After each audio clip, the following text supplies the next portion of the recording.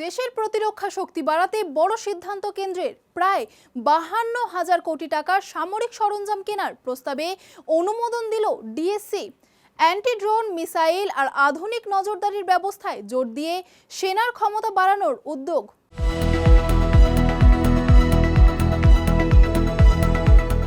দেশের প্রতিরক্ষা শক্তি আরো বাড়াতে বড় সিদ্ধান্ত নিল কেন্দ্রীয় সরকার। প্রতিরক্ষা মন্ত্রকের অধীনে ডিফেন্স অ্যাকুইজিশন কাউন্সিল প্রায় 52,000 কোটি টাকার সামরিক সরঞ্জাম কেনার প্রস্তাবে অনুমোদন দিয়েছে।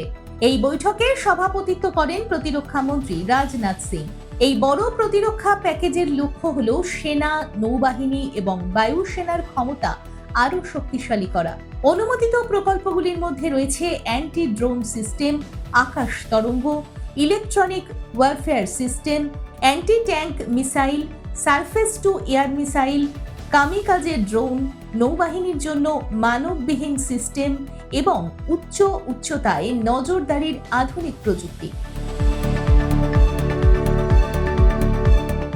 বিশেষজ্ঞদের মতে বর্তমান সময়ে ড্রোন ও ইলেকট্রনিক যুদ্ধ প্রযুক্তি অত্যন্ত গুরুত্বপূর্ণ হয়ে উঠেছে। তাই এই ধরনের উন্নত সরঞ্জাম সেনাবাহিনীকে দ্রুত সিদ্ধান্ত নিতে এবং শত্রুর মোকাবিলা করতে সাহায্য করবে।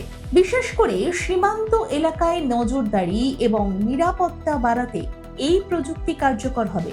সরকারের এই সিদ্ধান্ত মেক ইন ইন্ডিয়া উদ্যোগকেও উৎসাহ দেবে বলে মনে করা হচ্ছে, কারণ এই সরঞ্জামগুলির একটি বড় অংশ দেশীয়ভাবে তৈরি করার পরিকল্পনা রয়েছে।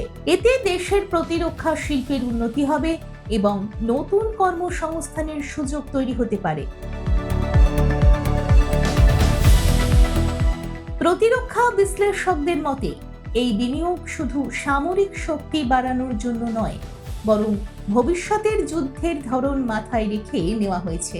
আধুনিক প্রযুক্তির ব্যবহার বাড়ানোর মাধ্যমে ভারত তার প্রতিরক্ষা ব্যবস্থাকে আরো শক্তিশালী ও আধুনিক করতে চাইছে। সব মিলিয়ে 52,000 কোটি টাকার এই বড় সিদ্ধান্ত দেশের নিরাপত্তা ব্যবস্থাকে আরো মজবুত করার দিকে একটি গুরুত্বপূর্ণ পদক্ষেপ।